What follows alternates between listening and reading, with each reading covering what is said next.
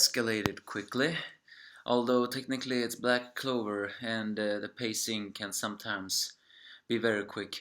So here's a question for those who are watching before saying, and no, but first I'm saying hi, live long and prosper. No, I'm just kidding.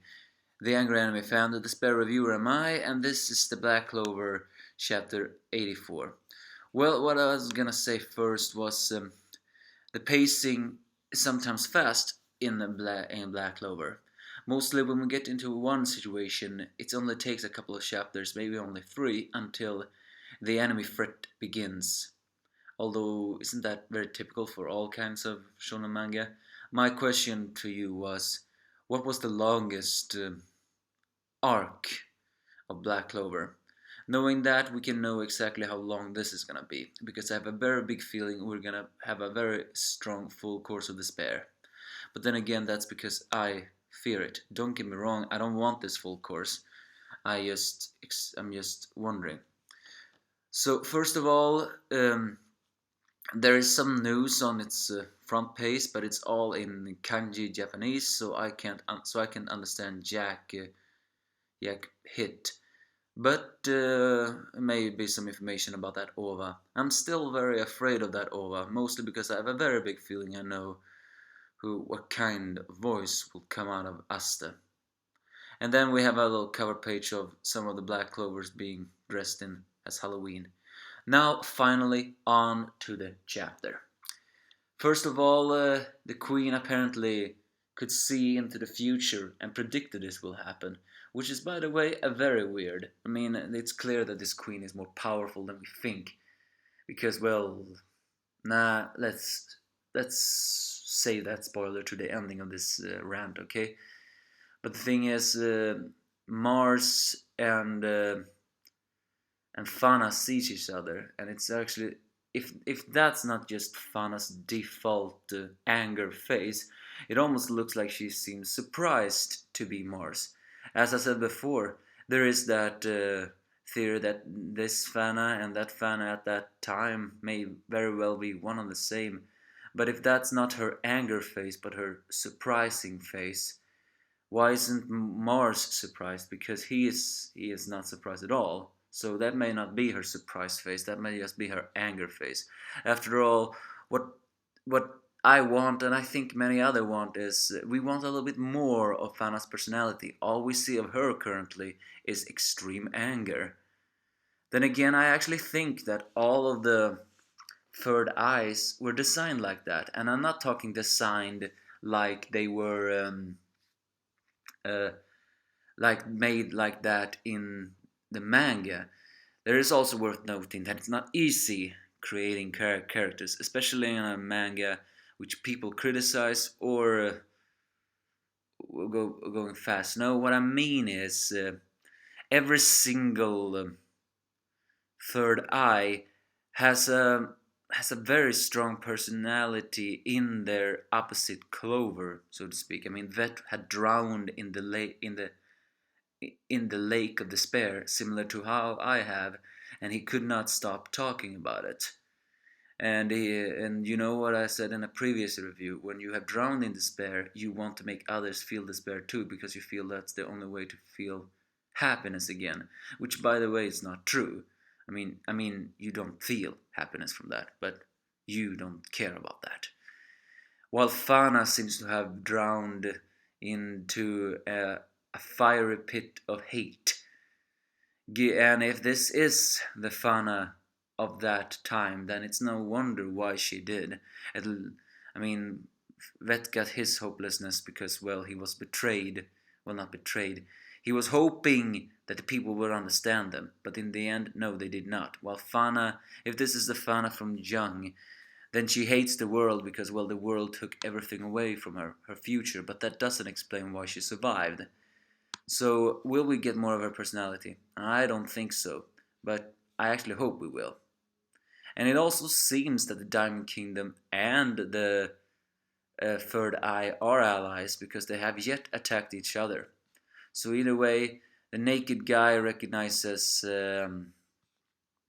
Mars, meaning that Mars is quite that famous. and they're after the magic stones because Fana says something about the guy who stole the magic stones. Does that mean they're hunting Asta? We cannot forget that first quest Asta went on, he found a magic stone. Are they talking about that magic stone, or are they talking about the water temple? Or something else? Either way, the salamander has grown very strong, and she fires a new powerful salamander breath that actually causes a burn on the forest. But according to the queen, uh, that salamander is still imperfect. But then again, the queen was obsessed with the word imperfect, so we don't know. But then she begins to talk about how her fortunes were told. So it seems like this queen can see into the future. I mean, we cannot forget that when Nessa helped Asta, she talked about the red fade of fate is always guiding you, or a god of fate I begin to understand. Which may seem to suggest that Vanessa and this queen worship fate, or at least a god of fate, which also may explain why the queen is so detached. Those who always rely on fate never truly, I want to say, find happiness, but it's more like the fact that they don't believe in anything else but fate, because fate has already been proven, and when you try to change it, you're just proving it more right, something like that. But apparently the forest power is not yet.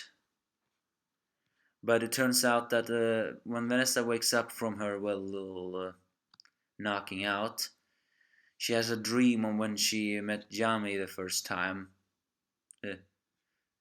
Uh, when Vanessa thought her destiny was to stay in this village for all eternity. By Yami having his sword out, what, did he duel her or something? He said, I hate shit like that. And I agree. Relying, if fate was as easy in the mangas as it was in the real world, then I would definitely have wanted to change it. And so as they awake, Asta begins to argue with Vanessa. That is actually kind of funny. Though I don't know how old Vanessa is, and I have a feeling that she would never tell. We cannot forget that she's actually kind of she's not so modest when it comes to her people, and she always tends to call Asta boy, but I don't know if she's calling him boya or kozo. I think Yami would call him kozo, but I think she would call him boya, but then again that's not true. So well, they argue that she said this was the only way, but Asta, being Asta, said that he doesn't want to lose a comrade. So he decides to use another method, which is actually a method that people actually thought, why didn't he use it at the beginning? And that was trying to cut his arm with his sword, but it does not work. And now something happens that I actually suspected would happen, although I don't think I talked about that in a previous review. The queen recognizes the sword. I had a very big feeling that the queen would recognize that sword. And that seems to give us a hint that in the end we may very well get closer to the truth on what that sword is. And as it doesn't work, and the people said that, and then as it begins to talk about that the curse has sunk into his arm and that you cannot do it with power alone, that's the only force of fate. Aster, being Aster, saying the same thing Yami did. I'll listen like hell, I'll listen to any of that crap. I'll fight with my arms until I kick fate's ass. And that is many shonen heroes gimmicks. After all, no one of them wanna be Fate's little boy. So so Vanessa grabs his head and says that you must rely on your friends and teammates, and also that even if I could heal your arms, I would have used your power to get out of this forest in earshot. But then Noel surprisingly talks to the queen about saying this forest is under attack, and he wants to help the people outside of that. So if he moves, we moves. The enemy powerful, and I'm sure you're gonna need all the help you get. If you're the queen, then choose the best option for this forest. So the queen decides like that to heal Asta's arms, which is by the what I meant at the beginning of this review when I said that, well, that escalated quickly. However, what she doesn't say is both Vanessa and that anti-sword that he holds will ultimately be mine. So in the end, the queen is not doing this for the goodness of her hearts. As I said in the previous review, Asta is noted to change people around him. So don't get this wrong. He has not changed the queen yet, or at all for that matter. The queen really is a bitch. She recognizes that sword. She knows what that sword is. But I don't think she can take it. Or, I mean, that's the biggest fear. When the Magic Emperor held it, yeah, the mana was sipping away from him, not to mention the fact that the sword was very heavy. But when how Lich talk about it, it almost sounds like he can take it. But he was more obsessed about getting the grimoire that held this sword. So I actually want to see, is it possible to steal that grimoire just like that? Wouldn't it? I mean, where has the grimoire been all this time? Either way, she uses an ancient magic called Curse Breaking Cocoon, liquid tight healing magic, and it immediately heals Asta's arms and is brimming with power. We're wielding his swords out. He's saying it's time to fight, and yeah, it is. They have a huge amount of enemy rolling in there, but will it be good? Well, we'll see. We'll indeed see. But there was this guy who wrote something. There was this guy who wrote something on the manga page I always read, which is pretty, which is which was pretty much weird. He said that this story had was light novel, but it's a manga first. The light novel of that's with the side characters in this arc only came later, wasn't it like that? Because the way he described it, it seems like that this is gonna happen. Asta's arms, demon form, and someone is gonna get hurt. But who knows? Either way, the queen wants that sword, but I don't think it's gonna be that easy taking it from Asta. So she healed Asta's arms, and Asta is ready to go. And when he's ready to go, nothing can stop him.